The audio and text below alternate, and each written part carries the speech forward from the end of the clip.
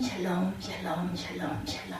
하나님 사랑합니다. 여러분 주 안에서 사랑합니다. 사무엘하 3장 흥하는 집과 쇠하는 집 비교해 봅니다. 저와 여러분들의 가정에 이렇게 하나님의 귀한 축복을 받으시기를 주님의 이름으로 축복합니다.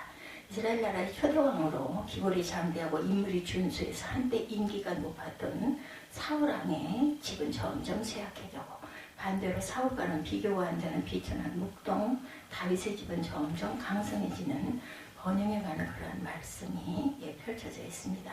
사울의 집과 다윗의 집 사이의 전쟁이 오래매 다윗은 점점 강하여 가고 사울의 집이 점점 약하여 가니라. 그러면 왜 다윗의 집은 점점 흥황해 가는지 이렇게 한번 그 사울의 가정은 이렇게 점점 쇠하여 가는지 봅니다. 1절에 사울의 집과 다윗의 집 사이 전쟁이 오래매 다윗은 점점 강하여 가고 사울의 집은 점점 약하여 가니라. 다윗이 헤브론에서 아들들을 낳았을 때 맏아들은 암논이라 이스라엘 여인 아히노엠의 소생이요, 둘째는 길르압이라 갈멜 사람 나발의 아내였던 아비가일의 소생이요, 셋째는 압살롬이라 그수방 달메의 딸 마아가의 아들이요. 이렇게 아들들에 대해서 소개가 계속해서 되어가죠. 넷째는 아도니아라 학기세 아들이요, 다섯째는 스바다라 아비달의 아들이요, 여섯째는 아드로암이라 다윗의 아내 나빌라의 소생이니 이들은 다윗의 헤브론에서 나온 자들이었더라. 쭉 이어집니다. 여호와께서 다윗에게 맹세하신 대로 내가 이루게 하지 아니하면 하나님의 아브넬에게 벌의 벌을 내리심이 마땅하니라. 9절에 말씀하죠.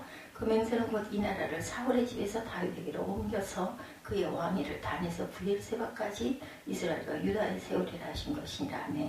이스보셋이 아브넬을 두려워하여 감히 한마디도 대답하지 못하니라.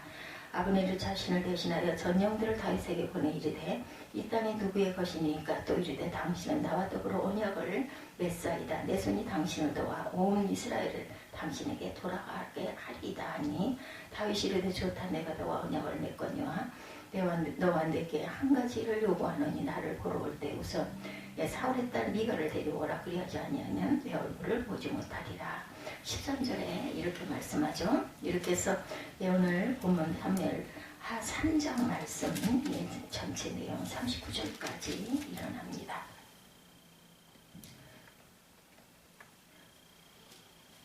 어릴 때는 창을 던져 죽이려 했고, 어떤 때는 침상에 누운 줄 알고 창으로 찌르려 한 적이 있었던 사울. 그죠? 사탄의 영은 언제나 불안과 증오심과 살인적인 마음을 주기 때문에 사울 악신의 지배를 받아 고급 공신이며 자기의 사위인데도 다윗을 죽이려고 계속 사울이 쫓아다녔죠. 그러나 다윗은 마음이 정말 넓었어요. 사울을 죽일 수 있는 기회까지도 포기하죠. 하나님께 돌리죠. 광야의 굴에 숨어 있으면서 거기서 찾아 들어와 창으로 잠들었을 때 죽일 수도 있었으나 물병이나 옷깃만 잘라가지고 나왔던 다윗. 결국 사울은 다윗을 죽이려던 그 창에 엎드려 자신이 스스로 자살을 합니다. 질투심을 극복하지 못해서 악신의 지배를 받아 마음이 점점 좁아져서 자기도 자살해 죽고 아들도 죽고 집안이 망하고 맙니다. 욥기 5장 2절에 분노가 미련한 자를 죽이고 시기가 어리석은 사람을 멸한다 라고 말합니다. 잠언 14장 30절에도 마음의 화평한 육신의 생명이나 시기는 뼈를 썩게 한다 라고도 하죠. 그러므로 남이 인기가 올라갈 때 시기하지 않도록 조심하고 자신의 인기가 올라갈 때 교만하지 않도록 항상 주의해야 합니다. 남에게 존경받는 사람일수록 시기심이 더 클 때가 있습니다. 예수님을 십자가에 못 박아 죽인 직접적인 원인도 바로 이 시기 때문이었죠. 당시 가장 존경받던 서기관과 바리새인들이 나사렛 동네의 목수 출신 예수님의 인기가 올라가고 많은 무리가 따르니까 시기가 나 십자가에 못 박아 죽인 사건이 마가복음 15장 10절의 내용이기도 합니다. 가인의 동생 아벨을 농기구로 쳐 죽인 것도 시기심 때문이었고, 요셉의 형들이 요셉을 죽이려다가 애굽 상인들에게 팔아먹은 것도 아버지의 사랑을 독차지하는 것을 시기하여 팔아먹게 된 일이죠. 시기심은 누구에게나 있는데 그런 감정이 일어날 때마다 마귀를 물리치도록 말씀을 묵상하고 기도해야 합니다. 옛날 아라비아 사막에 한 성자가 운둔 생활을 하고 있었는데 얼마나 거룩한지 마귀들이 달콤한 유혹으로 시험에도 넘어가고 고통으로 육체로 괴롭혀도 넘어가지 않았습니다. 그럴 때 다른 마귀가 나타나서 그런 조잡스러운 방법 집어치워라 하면서 그 성전을 찾아가 귓가에 대고 말하기를 그 소식 들었습니까? 당신의 동생이 알렉산드리아에서 감독이 되었습니다라고 했더니 그 평온하던 얼굴을 금방 찌푸리더니 아기에 찬 얼굴이 되더라는 거죠. 유명한 주경과 마이어 목사님의 간증입니다. 예, 캠벨 모간 목사는 당시 유명한 설교자였는데 그가 멀리 있을 때 그가 성공한다로 기도해 주는 것이 쉬운 일이었는데 막상 그가 런던으로 돌아와 자기 교회 가까이서 목회를 시작한다고 할 때는 문제가 달라지더라는 거죠. 자기 안에 있는 옛사람 아담의 질투가 머리를 들기 시작해 발꿈치로 그 머리를 밟아버리고 친구에 대하여 올바른 감정을 가지고 올바르게 행동하기로 결심했다라는 겁니다. 그리고 자기 교회에서 캠벨 목사님 환영식을 하고 양해를 얻고 주일 저녁 예배를 그 캠벨 목사님 교회에서 설교를 들으러 갔다고 합니다. 그랬더니 당시 유명한 스펄전 목사님도 저기 옆줄에 와서 앉아있더라는 거죠. 예, 주님의 은혜는 그 모든 악한 감정을 이겼더니 마이어 목사님은 그 목사님대로 교회가 부흥이 되더랍니다. 그는 참으로 어려운 일을 잘 마음을 다스려서 극복해냅니다. 어느 날 유명한 화가 레오나르도 다빈치에게 플로렌스의 큰 홀에 그림을 그리도록 부탁하고 또 젊은 화가 미켈란젤로에게도 스케치를 하라고 부탁했더니 다빈치도 잘 그렸지만 미켈란젤로가 더 잘 그렸던 모양입니다. 한 사람이 비교해보고 말하기를 레오나르도 다빈치도 이젠 늙었구만 하는 말을 듣고 자신의 명예가 실추되었다고 생각을 하고 그 말을 잊지 못하고 남은 생애를 우울한 상태로 지냈다고 하죠. 그러므로 남이 칭찬을 할 때 시기하지 말고 자기가 칭찬을 들을 때 교만하지 않도록 항상 경계하고 기도해야 되겠습니다. 어떤 교회는 그 교회의 주도권을 잡은 장로나 권사가 헤게모니를 놓칠까봐 유력한 교인이 들어오면 왕따를 만들어 내어 쫓겨내서 그 고참 교인이 살아있는 한 절대로 부흥 안 된다는 말을 들었다고 하죠. 자기보다 세 사람들과 신앙생활을 잘하거나 봉사를 잘하면 목사님한테나 성도들에게 인정받을까봐 시기해서 중상모략을 해서 내어 쫓는 교회가 많다는 거죠. 저와 여러분들이 세례의 왕같이 저는 행해야겠고 나는 쇠해야겠노라 라는 믿음을 가지고 자신 스스로를 통제해야 할 것입니다. 어느 나라에서 올림픽 게임에 1등한 사람의 동상을 해서 세워 기념했다고 하죠. 그때 꼭 1등할 줄 알았던 사람이 2등을 하고 또한 딴 사람이 1등을 하니까 질투가 나서 밤마다 그 동상 밑을 파서 쓰러뜨리려고 했는데 마침내 다 아파서 쓰러지긴 했는데 자기 위로 쓰러져서 결국 자신이 깔려 죽었다고 합니다. 옛 격언에 성공한 사람을 미워하기 전까지는 아무도 완전한 패배자가 된 것이 아니다 라고 했고 친구의 성공을 시기하지 않고 존경할 수 있는 사람은 거의 없다고 합니다. 시기는 다른 사람을 쏘지만 결국 상처는 자기가 입는다라는 거죠. 자기 밑에 있는 사람을 돕기에 바쁜 사람은 자기 위에 있는 사람을 시기할 시간이 없다고 합니다. 사울은 마음이 좁아서 시기심에 사로잡혀 헤어나지 못하다 결국 쇠약해서 망했고 다윗은 마음이 넓어 점점 흥황해 갑니다. 그 마음이 넓은 것은 하나님께서 그 마음을 주시고 다윗은 겸손하게 순종했기 때문이죠. 겸손과 사울은 교만입니다. 다윗은 목동 시절에 왕이 된 후에는 하나님의 은혜를 늘 잊지 않고 겸손했습니다. 다윗이 자기는 백향목궁에 거하며 여호와의 법궤는 장막에 있음을 늘 죄송하게 생각하다가 성전을 건축하려 했는데 다윗은 전쟁에서 피를 많이 흘렸으므로 하나님이 허락하시질 않죠. 그렇지만 하나님은 그 마음을 가상히 여겨서 축복하실 때 다윗은 이렇게 말합니다. 주 야훼여 나는 누구 오며 내 집은 무엇이건데 나를 이렇게 축복하십니까? 하고 감격해 말합니다. 우쭐대는 대신에 겸손한 태도를 보이죠. 그가 빼앗겼던 법궤를 찾아올 때 너무 기뻐 힘을 다하여 춤을 추며 환영합니다.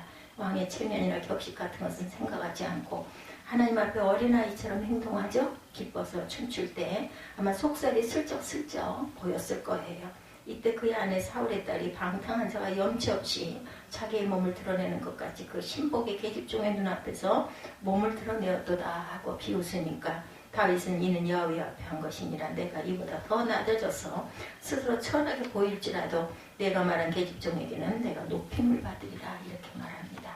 다윗이 범죄했을 때 무명 선지자 나단이 와서 손가락질하며 당신이 바로 그 사람입니다 하고 죄를 책망할 때 겸손히 인정하고 회개하기도 합니다. 왕의 권위로 나단을 쫓아버리거나 투옥시킬 수도 있었을 터인데 내가 범죄하였습니다 하고 자복하고 회개하죠. 그는 체면을 생각하여 변명하거나 숨기려 들지 않았습니다. 다윗은 참으로 겸손하고 온유했습니다. 내가 범죄하였나이다 이렇게 회개하죠. 사울왕은 처음에 겸손했다 왕이 된 후에 교만해져서 완악해져서 누구의 말도 듣지를 않죠. 다윗은 무명의 선지자 나단의 말씀을 듣고도 회개했는데 사울은 대선지자 사무엘의 말씀을 듣고도 제 고집만 내세우고 회개하지 않습니다. 결국 그러니 쇠하여질 수밖에 없었던 거죠. 사무엘상 15장 23절에 거역하는 것은 사슬의 죄와 같고 완고한 것은 사신우상에게 절하는 죄와 같다. 왕이 여호와의 말씀을 버렸으므로 여호와 앞에서도 왕을 버려 왕이 되지 못하게 하셨나이다라고 하는 무서운 선언을 듣게 됩니다. 잠언 16장 18절에 교만은 패망의 선봉이요 넘어짐의 앞잡이다. 교만한 마음은 넘어짐의 앞잡이다라고 말하죠. 사울은 교만하여 패망하고 맙니다. 야고보서 4장 6절에도 하나님은 교만한 자를 물리치시고 겸손한 자에게 은혜를 주시느니라고 했고 잠언 29장 23절에도 사람이 교만하면 낮아지게 되겠고 마음이 겸손하면 영예를 얻느니라 말씀합니다. 다윗은 겸손하여 점점 흥황해 갔고 사울은 교만하여 점점 쇠약해집니다. 세 번째, 다윗은 용서의 사람이었고 사울은 복수심에 찬 사람이었습니다. 다윗은 마음을 대해같이 넓게 굴고 남의 잘못을 용서하는 그러한 사람이었죠. 불효막심한 아들이었지만 전쟁터에서 죽었다는 말을 듣고 내 아들 압살롬아 내가 너를 대신하여 죽었다면 내 아들아 하며 통곡을 하죠. 또한 시를 지어서 곡을 붙여가지고 그 백성들에게 노래를 부르기도 합니다. 다윗의 아들 압살롬의 쿠데타에 쫓겨 도망갈 때 시므리라는 자가 언덕 위에 서서 피 흘린 자여 비로 앉아여 가거라 사울의 족속의 모든 피를 여호와께서 내게 돌리셨도다 하고 억울하게 욕을 하며 돌을 던졌지만 옆에 장수가 당장 목을 매패어 오겠다고 할 때 그러지 말라고 다독이죠. 승리하고 돌아올 때 시므리가 길가에 엎드려 용서해달라고 빌 때도 넓은 마음으로 용서해 줍니다. 다윗은 점점 흥황해 갔으나 사울은 복수심에 불타 구국공신이고 자기 사위인 다윗을 죽이려 할 때 점점 쇠하여지죠. 사울은 사람 죽이기를 파리 목숨같이 죽였고 하나님의 종 제사장의 가족까지 몰살시키기까지 합니다. 자기 아들 요나단까지 제말대로 안 한다고 칼로 쳐 죽일 뻔하기도 하죠. 그러면 그럴수록 점점 자신은 파멸의 구렁텅이로 빠져 쇠약해 갑니다. 빌립보서 4장 3절에 주 안에서 항상 기뻐하라 내가 다시 말하노니 너의 관용을 모든 사람이 알게 하라 하셨고 예수님께서도 너희 원수를 사랑하며 너희를 핍박하는 자를 위하여 기도하라고 하십니다. 성경에 내가 원수를 갚지 말라 때가 되면 하나님이 갚으시나라고 말씀하죠. 예수님은 십자가에 못 박혀 그 처절한 고통을 받으시면서도 아버지의 저희를 사하여 주옵소서 자기 하는 것을 알지 못하나이다 라고 기도하셨고 스데반 집사가 순교할 때 마지막으로 무릎을 꿇고 부르짖어 기도한 것은 주여 이 죄를 저들에게 돌리지 마옵소서 하고 용서하는 기도였습니다. 그리스도인이란 완전한 자가 아니라 용서받는 죄임을 항상 기억해야 합니다. 용서의 사람 다윗은 점점 흥황해 갔고 복수심에 찬 사울은 점점 쇠하여 갑니다. 시기나 복수심 교만은 사탄 마귀로부터 오는 것이라는 것을 잊지 맙시다. 네 번째, 다윗은 하나님이 함께 하셨고 사울은 악신이 함께 합니다. 사무엘하 5장 10절에 만군의 하나님 야훼께서 함께 하시니 다윗이 점점 강성하여가 아니라 증거합니다. 아마도 임마누엘 하나님이 함께 하신 이 사실이 다윗의 집이 점점 흥하여가는 가장 큰 원인이었을 것입니다. 전쟁을 해도 큰 환난을 당해도 하나님이 함께 하심으로 늘 승리하고 점점 강성해 갑니다. 소년 다윗이 무적의 적장 골리앗과 싸워 이긴 것도 하나님이 함께 하셨기 때문이죠. 임마누엘의 하나님.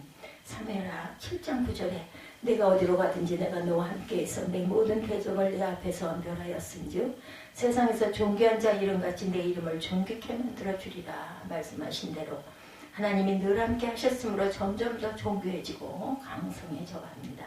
요셉도 그 많은 환난과 고통을 당하면서도 머슴살이 할 때나 감옥살이 할 때나 총리 대신 할 때나 하나님이 함께 하심으로 형통했고 점점 더 강성해 갑니다. 사울은 하나님의 말씀에 불순종하면서 시기와 질투와 복수심에 가득 차고 교만해졌기 때문에 하나님의 신은 떠나셨고 악신이 점점 더 충만해지다 결국 비참하게 멸망하고 말죠. 다윗과 같이 마음이 넓고 용서하고 겸손하여 하나님과 함께하는 저와 여러분이 되어서 항상 승리하고 축복을 받는 저와 여러분들, 흥왕하는 저와 여러분 되시기를 주님의 이름으로 축복합니다. 오늘 본문 사무엘 1장 1절 말씀 비롯해서 마지막 절까지 쭉 보았습니다. 사무엘 1장 말씀에 사울의 집과 다윗의 집 사이에 전쟁이 오래매 다윗은 점점 강하여 가고 사울의 집은 약하여 가니라. 왜 강하여 가고 왜 약하여 갔는지 우리가 비교해서 바라보고 다윗과 같은 믿음, 그러한 신뢰, 하나님께 순종하는 그러한 마음들을 가지시는 저 여러분이 되시기를 주님의 이름으로 축복합니다. 기도하시겠습니다.